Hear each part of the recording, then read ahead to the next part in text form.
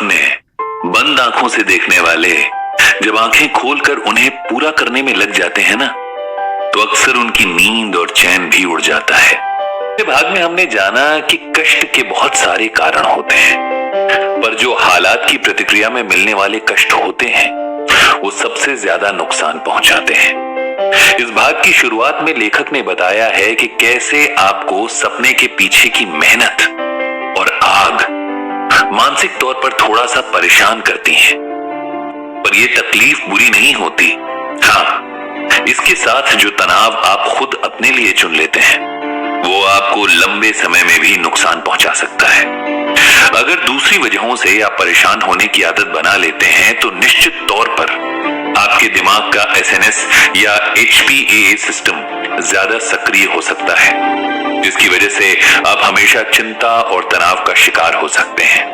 वो कहावत आपने सुनी होगी कि चिंता चिता समान है। लेखक कहते हैं कि पहले के समय में लोग 40 के आसपास की उम्र तक ही जीवित रहते थे, लेकिन आज जैसे विज्ञान ने तरक्की की है उसकी वजह से उम्र बढ़ गई है, पर इसके चलते कई सारी लंबी समय तक चलने वाली समस्याएं भी आने लगी हैं। कई बार हम तनाव के उस पड़ाव पे होते हैं जहां हम बहुत ज्यादा उत्तेजित नहीं होते, पर थोड़ा बहुत गुस्सा और तकलीफ हमारी आदत में शामिल हो जाते हैं, और समय के साथ साथ ये आदत हमारे दिमाग को सिर्फ परेशान ही रखती है। पिछले भाग में लेखक ने ये बताया था कि कैसे आपके दिमाग, मन और शरीर तीनों ही एक दूसरे पर निर्भर करते हैं।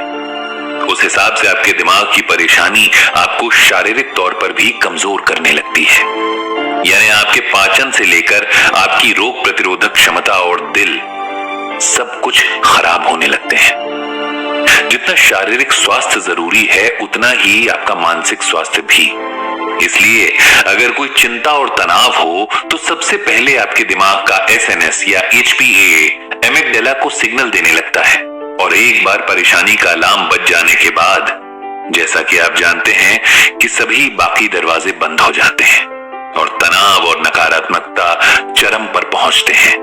इसको समझने के लिए हमें ये जानना जरूरी है कि एसएनएस और एचपीएए आपके दिमाग को उत्तेजित और अशांत बनाने के काम करते हैं, जिस वजह से अगर लगातार ये सक्रिय रहने लगे तो आपके मन में हलचल और दुविधा बनना भी स्वाभाविक है।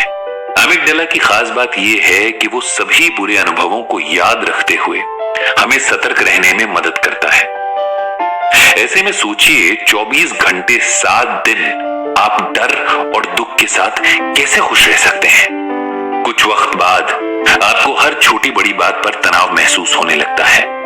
आपको ये जानकर हैरानी होगी कि एसएनएस और एचपीएए आपके दिमाग के हिपोकैम्पस नाम के हिस्से को भी प्रभावित करने लगते हैं, जो आपकी यादों को संभाल कर रखने के लिए जिम्मेदार है। अब जब यादें ही नहीं बचेंगी तो आप दुख और कष्ट तो अनुभव करेंगे, पर उनके पीछे की वजह याद नहीं रहेगी। इस तरह से जीना भी कोई जीना है भला? लेखक आगे कहते हैं कि आपने डिप्रेशन यानी अवसाद के बारे में भी सुना होगा। कई बार लोग कहते हैं कि मूड डिप्रेस्ड है। अब ये होना आज के दौर में आम बात है, पर यह होना आपके मानसिक स्वास्थ्य के लिए बिल्कुल भी अच्छी बात नहीं है। अधिकतर ऐसा होता है कि कुछ तनाव बढ़ाने वाले न्यूरोट्रांसमीटर्स दिमाग में बढ़ने लगते हैं, जिनसे मानसिक तनाव भी बढ़ने लगता है। साथ ही नए न्यूरॉन्स बनना भी बंद हो जाते हैं जब हम परेशान और चिंतित होते हैं, और तब हमारे पास ये सोचने का समय नहीं होता कि हमारे दिमाग में क्या कुछ हो रहा है। पर अगर हम ये जान लें कि इसके पीछे क्या वजह है तो शायद किसी तरह से खुद को मानसिक तनाव से बचाने की कोशिश कर सकते हैं। सबसे पहले आपके दिमाग में किसी भी चिंता के चलते आपका एसएनएस सक्रिय हो जाता है, जो आपके अंदर तनाव और परेशानी को बढ़ाने लगता है। वही पीएनएस यानी पेरिफेरल नर्वस सिस्टम आपके दिमाग को शांति और सुकून देता है। जैसे ही दिमाग में पीएनएस सक्रिय हो जाता है वैसे ही एसएनएस का काम धीरे होने लगता है। लेखक एसएनएस और पीएनएस को एक सीसॉ की तरह देखते हैं। एक के बढ़ने की वजह से दूसरा अपने आप कम होने लगता है। हमें हमेशा सिर्फ पीएनएस की ही जरूरत नहीं होती। एसएनएस आपको आने वाले खतरे से बचाने का काम करता है। पर अगर किसी का एसएनएस काम ना भी करे तो इससे सिर्फ आपातकालीन स्थिति में ही असर होगा। पर अगर वहीं किसी का पीएनएस काम ना करे तो जीवन की डोर कट जाएगी। इसलिए जरूरी है कि दोनों को संतुलित रखा जाए, जिसके लिए हमें कुछ ऐसे अभ्यास करने चाहिए जिनसे हम अपने अंदर दोनों एसएनएस और पीएनएस को संभाल सकें। जैसे 5 बार सांस को अंदर खींचना और 5 बार छोड़ना चाहिए।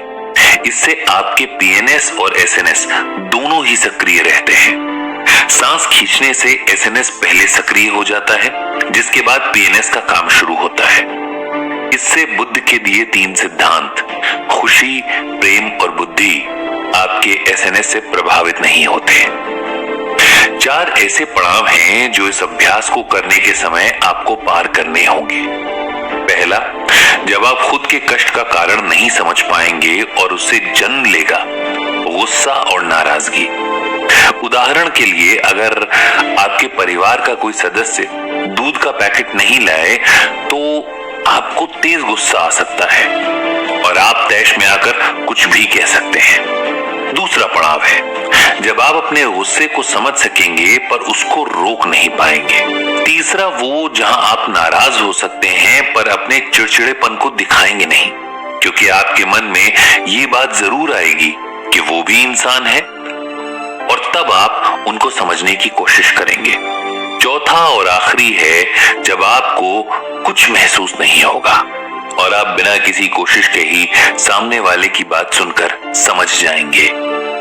कई बार ये पड़ाव शुरुआत में मुश्किल लगते हैं और आप दूसरे पड़ाव तक पहुंचते ही उसे छोड़ने की बात सोचने लगते हैं, लेकिन तभी आपको बुद्ध के बताए 3 पॉइजन्स को याद करते हुए खुद को उनसे बचाना है।